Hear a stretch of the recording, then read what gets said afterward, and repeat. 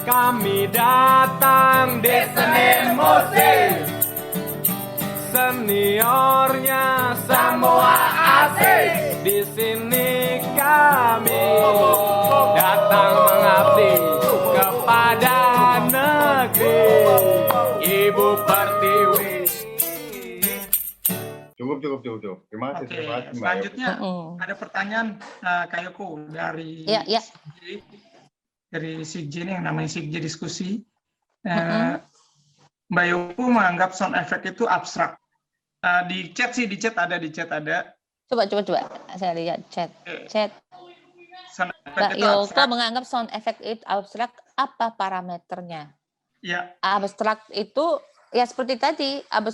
Kalau gini abstrak yang konkret gitu ya. Kalau yang konkret didengarin 10 orangnya jawabnya hampir sama. Seperti bunyi jam, ya kan?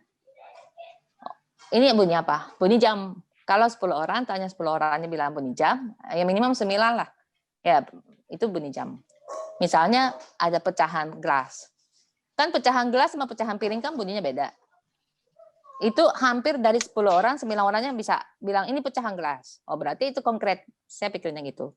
Sebaliknya, yang abstrak itu tergantung si penontonnya bisa membayangkan apa. Tapi seperti tadi kan, yang tadi bunyi mantra, itu mantra. Mantranya sih memang mereka tahu. Tapi mantra di mana, atau mungkin juga lebih merasa horor, atau lebih sakral, atau apa, yang jawabannya nggak bisa langsung jelas gitu, bisa kemana-mana bayangannya, itu saya anggap yang abstrak seperti itu. Berarti budaya mendengar pun jadi parameter ya? Iya, bisa juga. Tapi orang Eropa sama orang Jepang gitu ya, atau orang Indonesia, kalau dengerin bunyi jam sih pasti bilangnya bunyi jam sih. Ya kalau jam kan universal, tapi kalau orang nyapu di dapur tuh sapu lidi, kan di Eropa juga belum tentu dengar tuh. Iya. Mungkin orang Eropa menganggap bunyi sapu lidi itu jadi abstrak. Iya, tapi itu juga tergantung penontonnya. Kalau memang penontonnya ya saya mainnya misalnya di Brungan atau di Taman Budaya Jogja, ya gak apa-apa, itu masih konkret saya bilangnya. Nah, maksudnya yang saya tanyakan tadi ini, parameter itu jadi abstrak menurut Mbak Yoko tuh apa? Abstrak itu apa ya? Abstrak itu bunyi yang terakhir saya kasih itu kayak bunyi yang synthesizer yang tadi, yang bunyi drone, bunyi yang tinggi, itu abstrak. Nah, kalau yang mantra itu setengah lah, karena mantra itu memang konkret kan. Maksud saya bunyi synthesizer tadi nih, Mbak Yoko menganggap itu abstrak. Kira-kira gitu. Parameternya itu apa? Kok bisa disebut itu abstrak gitu? Kalau saya menganggap itu nggak abstrak, boleh berarti kan? Enggak, bukan Anda yang tidak anggap apa, tidak. Penontonnya. Tergantung. Kalau penontonnya itu merasa tidak abstrak gitu ya gak apa-apa. Nah, maksudnya tadi yang saya bilang, oh ini abstrak nih menurut si Mbak Yoko. Maksud saya parameter membuat itu abstrak apa itu aja. Jadi ini jadi bahan diskusi menarik soalnya. Iya, kalau abstrak mungkin jawaban dari saya ya seperti itu ya. Banyak orang yang tidak, jawaban penontonnya atau jawaban penonton yang di situ itu dari sebagai keterangan. Sudut pandang kali ya, lebih ke sudut pandang. Iya, dan juga banyak orang gini, saya pikirnya gini, sound effect itu kalau orangnya punya pengalaman, ya kan, itu kan dari pengalaman ya. Misalnya bunyi, kenapa kita tahu itu bunyi pecah gelas? Ya karena kita pernah dengar di dalam kehidupan sehari-hari kan. Atau itu bunyi jam, kita tahu karena kita dengar di kehidupan sehari-hari. Nah, kalau yang abstrak itu mungkin nggak punya memori, mungkin ya, kalau parameternya deh. Kalau yang sound yang punya memorinya, kebanyakan orang punya memorinya, berarti itu konkret. Orang tuh langsung tahu itu apa, karena dari memorinya kan. Mungkin gimana kira-kira jadi jawabannya Kak? Mungkin kesepakatan bisa jadi kata kunci ya. Kalau konkret mungkin sebagian besar sepakat ini bunyi A. Mungkin kalau yang abstrak tidak semua sepakat kalau ini bunyi A. Iya seperti itu. Jadi lebih imajinatif. Jadi mungkin kan kalau di musik kan ada musik konkret juga kan, ada musik konkret, ada musik komputer. Biasanya musik konkret itu dia tetap olahnya lewat komputer, cuman materialnya itu material apa adanya, material Oh iya. akustik. Mungkin kalau saya itu cuma saya terjemahin ya Kang, konkret sama abstrak itu. Jadi bukan kata-kata yang itu kalau di Jepang biasanya bilang gitu ya, tapi kalau di sini mungkin pakai kata lain ya gak apa-apa juga gitu. Pokoknya definisi saya yang konkret itu orang punya memori tentang itu. Jadi begitu dengar langsung tahu itu apa. Jadi sebagai keterangan sangat apa namanya ada efeknya yang jelas gitu.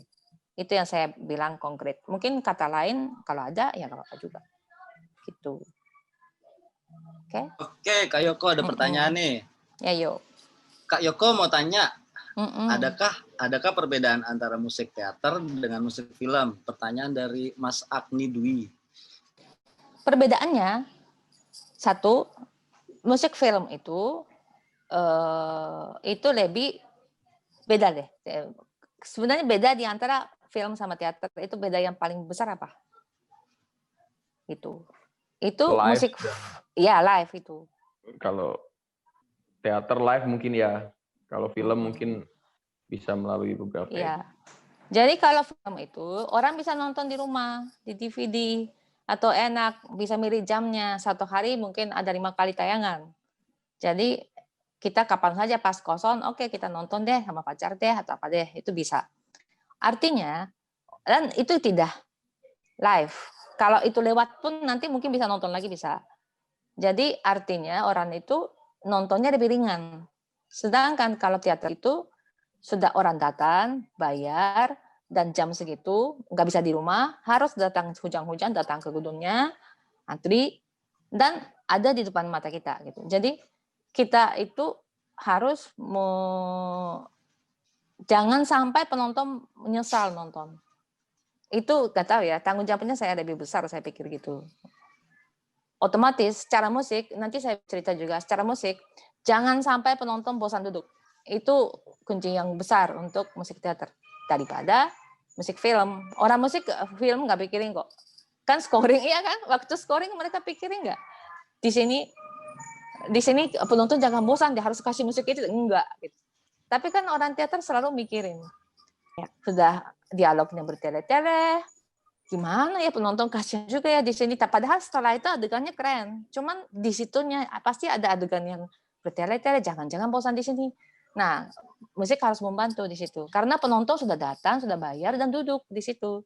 Jangan sampai kerasa sakit pantatnya. Kalau bisa jangan kerasa celah bohongnya. Tapi mungkin oke, lanjut dulu. Ya. Jadi mungkin kalau perbedaan saya tambahin dikit. Masalah di spotlight kali ya. Mungkin kalau misalnya kayak tadi cerita yang sebuah pertempuran, di sini merayakan kemenangan, di belakangnya ada kesedihan. Kalau di film itu kan bisa difokusin, oh jebret lagi sedih nih. Udah, maksudnya pihak-pihak yang menderita gitu ya. Musiknya pasti akan menyesuaikan. Lalu kalau untuk yang menang, musiknya menyesuaikan. Mungkin kalau di teater itu harus kerjasama dengan orang lighting kali ya. Di mana satu stage ada yang bagian sedih, ada yang bagian happy. Mungkin spotlight lampunya akan mengarahkan penonton ke arah sana, makanya musiknya menyesuaikan. Iya, musiknya secara live ada kerjasamanya dengan yang lampu dan lain-lainnya kan. Dialog gitu. Sari roti, mana matiin sari roti. Loh, sari rotinya di dekat rumahku. Boleh nggak? Bintaro ini sari roti gak? Bintaro. Silakan Mbak Siti. Iya, yang paling saya rasakan sih perbedaan antara musik teater sama musik film, karena kebetulan saya udah lama sekali memang garap musik teater terus. Nah, yang paling penting adalah dalam musik teater tuh perlu benar-benar persiapan yang sangat matang karena itu tidak bisa diulang. Iya, tampil betul. Habis sudah nggak bisa diulang. Tapi kalau beda sekali dengan film. Kalau film kita masih bisa ada editing dan sebagainya. Tapi untuk teater tuh luar biasa, makanya harus benar-benar krunya juga harus benar-benar dipersiapkan. Semuanya kita benar-benar mempersiapkan, jangan sampai ada miss sedikit pun gitu. Mungkin itu. Betul sekali. Dan itu ditonton di depan penonton yang hidup di situ juga gitu, dia duduk di situ juga gitu. Jangan sampai penonton ingat di rumah anak-anak makan apa ya gitu. Jangan mikir gitu. Penonton tuh harus mikir masuk di dalam bohongnya kita. Karena kita juga bohong total kan dari awal sampai terakhir itu bohong. Kita tuh apa ya bilangnya bukan penipu. Apa bilangnya kalau di sini? Orang sandiwara. Enggak, bukan itu apa? Yang penipu yang suka nipu orang sampai orangnya percaya betul gitu loh. Kayak hipnotis gitu. Nah, kita harus hipnotis kan. Gundam. Kayak Fadli. Iya. Oke, ada lagi mau bertanya? Mungkin karena tadi bercerita itu kita berikutnya aja yang tentang apa urutan-urutan itu. Balik ke slide. Waktunya gimana? Balik yang PDF-nya. Gimana Pak? Karena PDF yang berikutnya. Coba. Udah. Berikutnya tentang urutan kerja musikin teater kan. Ini kayaknya kawan-kawan udah tahu ya. 1, baca dan nafsirkan naskah, ya. 2, musik dan efek soundnya dicatat. Ini musik, misalnya kalau ditulis musik ya udah musik, catat. Efek sound jam ya catat. Mobil lewat catat, gitu-gitu kan. Nah, yang ketiga yang memikir IDTC itu ini ternyata gak terlalu dibahas ya di sini ya. Ini singkatan dari introduction, development, turn, sama conclusion. Ini kalau orang musik pasti paham nih, ya kan? Misalnya sonata, ada introduction-nya, ada tema pertamanya. Jadi saya lebih suka memikirkan teater seperti musik. Ini tema pertamanya, ada karakternya sudah ada, karakter ini sudah dikenal. Nah, setelah itu baru mereka ada development-nya, ya kan? Habis development, ada kejadiannya, turn-nya, atau gimana mereka berantem, ada yang mati, atau gimana. Terakhir, conclusion, ada ending-nya. Jadi, seperti tadi saya sudah bilang, teater itu juga seni waktu. Dan itu pasti orang musik adaptasinya lebih gampang. Karena musik pun seni waktu. Kita bisa hitung belakang, bisa bikin musik dari belakang juga bisa kan. Seperti itu juga, kita bisa bikin teater, tidak harus melihat keseluruhannya, gitu. A, B, C, D, semuanya. Karena ada A, akan terjadi F-nya. Atau karena ada Z-nya, sebelumnya kita siapkan D-nya. Itu orang musik udah tahulah, bisa bikin begitu. Sama satu lagi, 4, irama drama dan pergantian adegan. Nah, ini lebih ke mungkin beda sama film ya. Kalau film itu kan sudah otomatis. Dan yang perbedaan besar juga, film itu kalau di rumah ya, itu bisa di-pause. Ya kan, banyak teman-teman suka nonton di rumah karena gampang di-pause kan. Pause ke toilet bisa gitu. Jadi lebih cerita yang kuat di situ. Kita ikutin ceritanya. Sedangkan karena mungkin teater itu lebih live, jadi cerita sih ada di situ. Cuman irama yang mendorong cerita itu sangat penting. Biar penonton tuh gak bosan juga. Jadi kita hitung irama dramanya, apakah drama ini pelan, mulainya pelan, habis itu tiba-tiba cepat, habis itu gimana naik turunnya, seperti itu. Dan juga pergantian adegan. Karena secara teknikal pasti ada beberapa adegan kan. Dan di antara pergantian adegan itu selalu tensionnya itu turun. Karena teknikalnya mereka harus ganti setnya atau ganti apanya. Nah, musik itu sangat membantu untuk pergantian adegan. Saya biasanya kalau blackout pasti kasih musik. Jangan blackout sunyi, kecuali memang ada alasan tertentu yang penting sekali ya. Kalau begitu adegannya gelap, harus kasih musik. Biar tension penonton itu gak turun. Kalau enggak nanti begitu adegan selesai, saat adegan satu selesai, sambungan ke adegan kedua, ada 30 detik di situ blackout, penonton ingat ini anak-anak di rumah makan apa gitu lagi kan. Jangan sampai penonton balik lagi ingat lagi kenyataannya. Kita masih tetap hipnotisnya kita tuh tetap harus masih work di situ gitu. Makanya malah dan juga satu lagi, kita sebagai orang musik, kita pengen kasih musik kencang kan. Tapi kalau di dalam adegan, karena di situ ada vokal aktornya dan vokal aktor itu utama, kita gak mungkin bisa kencangin musik daripada volume vokal aktornya. Jadi itu kesempatan untuk pergantian adegan udah kasih kencang-kencang aja, entah apa yang nyambung ke berikutnya. Selama dikasih musik kencan, penonton tuh masih bisa dihipnotis. Susah lepasnya. Makanya juga kita harus hati-hati banget begitu ada musik kencan, begitu itu hilang, itu adegan harus kuat. Kalau enggak, penonton hilang hipnotis musiknya. Jadi itu atur-atur volumenya dan juga kasih musik apa di antara pergantian adegan itu kita susun dan ACC sama sutradara ya kita bisa mainkan gitu. Nah, yang kelima, jangan sampai penonton bosan. Itu kunci banget untuk kita memikirkan IDTC. Karena nanti ini kan IDTC itu kan untuk alur ya. Nah, sampai introduction, development naik, dan naik lagi conclusion. Itu conclusion sudah dapat bumi lagi. Penonton harus dapat suatu sensasi yang sebanding dengan mereka sudah bayar dan 2 jam duduk gak berdiri. Untuk itu di tengahnya kita jangan lepas kendali. Karena 2 jam itu disusun seperti itu, kalau kita gak dapat sampai terakhir, tidak dapat sensasi yang direncanakan dari 2 jam itu.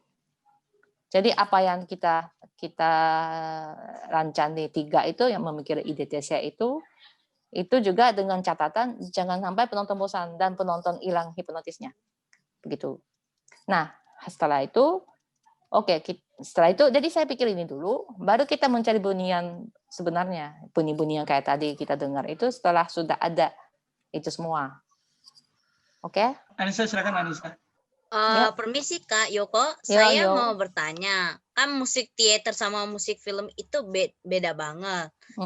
Kan pasti teknisnya beda. Nah, itu bagaimana caranya komposisi musik teater kan ya nggak bisa disamain sama film dong, yang apa ya?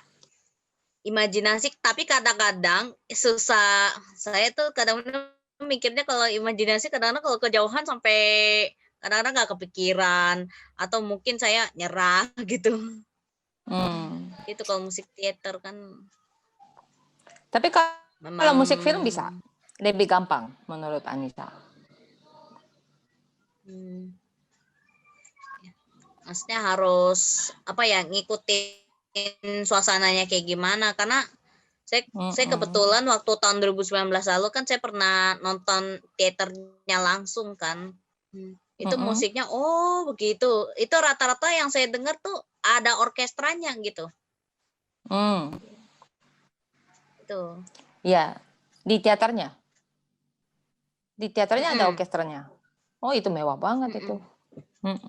Itu tergantung anunya ya, tergantung genre-nya juga sebenarnya kan ya. Jadi kalau musik ada orkestra, nonton apa sih? Naskahnya apa? Apa ya Rahwana gitu, teater Rahwana itu tahun lalu tuh saya masih kelas 12 Mahabharata. Mahabharata tapi ada orkestranya? Orkestranya tapi orangnya di bawah gitu. Oh, Rahwana berarti mana sih judulnya? Sebenarnya kalau gitu, kalau orkestrasi pasti sudah di scoring itu hampir sama dengan film deh. Saya pikirnya deh. Karena cue-nya juga gak bisa terlalu dimainkan kan, karena itu orkestra itu kan sudah ada komposnya, terus sudah ada yang conductingnya.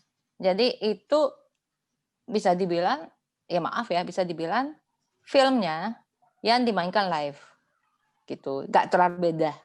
Saya rasa ya gak terlalu beda pola pikirnya. Karena ya kebutuhan live-nya aja yang susah gitu. Itu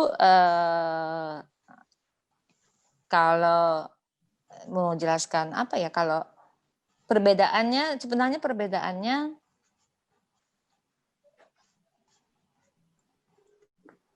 kalau dari segi musik itu lebih bisa main live nggak atau enggak gitu. Jadi kalau bisa juga misalnya, sorry aku lagi mikirin. Kalau bikin film ya, terus musiknya semua orkestra. itu malah sebenarnya membosankan juga kan. Ada nggak ya musiknya film yang satu film semuanya orkestra itu? Mungkin agak susah loh. Saya agak ingat deh. Ada nggak yang kayak gitu? Mungkin. Tapi ya mungkin, silakan.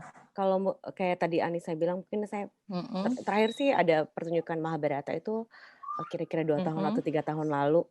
Bukan, jadi artinya si orkestra di situ tuh hanya sebagai pengiring teknik muncul pemain gitu.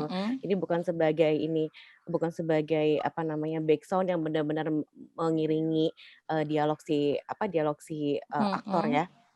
Jadi mungkin jadi ini saya sedikit sharing juga. Jadi pengalaman saya kebetulan 8 tahun ini saya memang menggeluti teater sekali. Jadi tugas saya adalah menerjemahkan, tadi saya bilang kayak seperti Kak Yoko bilang, maunya si sutradara tuh apa sih, dan betul sekali semua sutradara. Bahkan saya tuh punya seperti punya pemikiran bahwa ketemu dengan orang teater itu aneh semua. Aneh semua. Saya ketemu banyak sekali aktor-aktor teater, pimpinan dari teater koma, semua saya undang untuk kasih materi ke saya. Nah itu memang aneh semua dan mereka punya idealisme yang sangat tinggi dan mereka dan susahnya untuk memberikan musik untuk teater itu jujur susah sekali.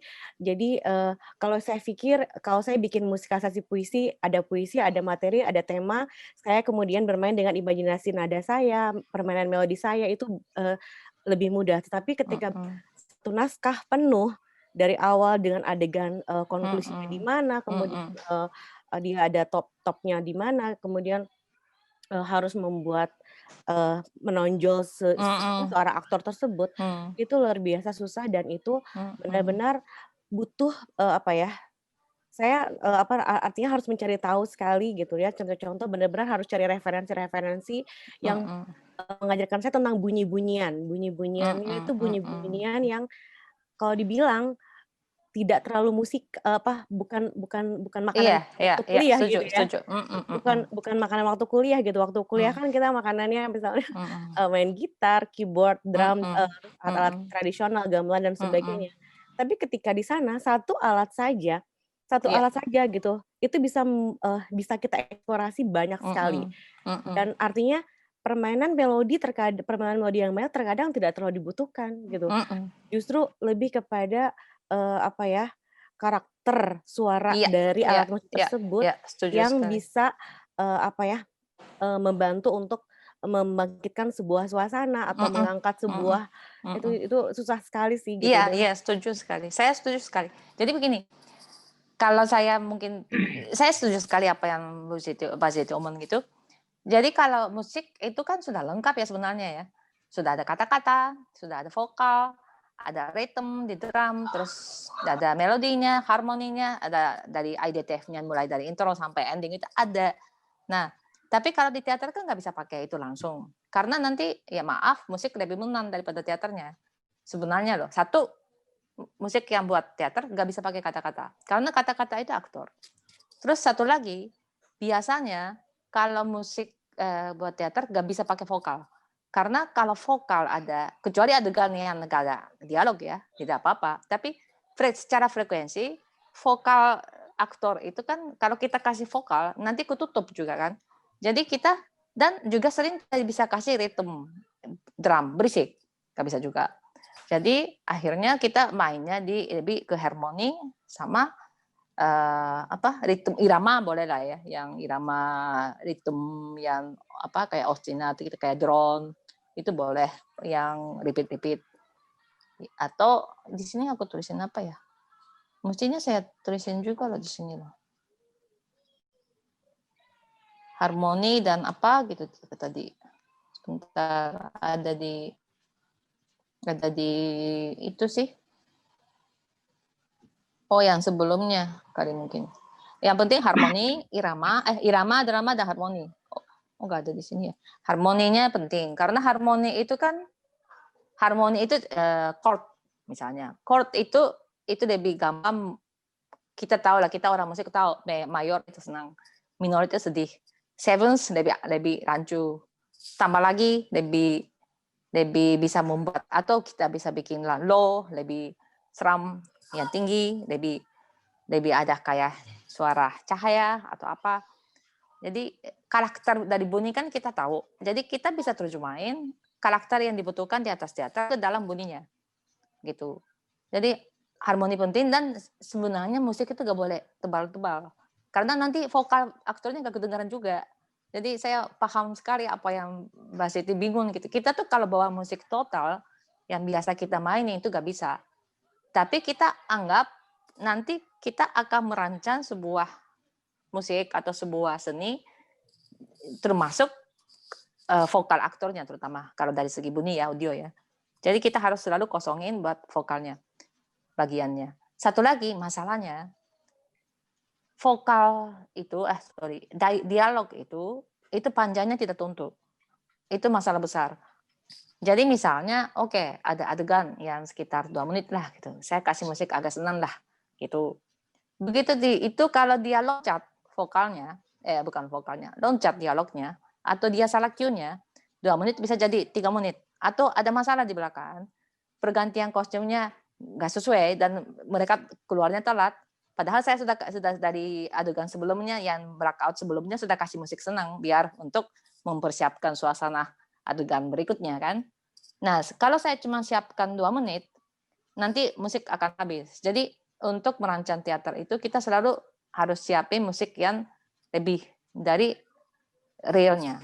Jadi panjang musik itu juga kita harus bisa main live-nya. Itu sangat penting. Itu nggak bisa kalau di musik kan gampang ya.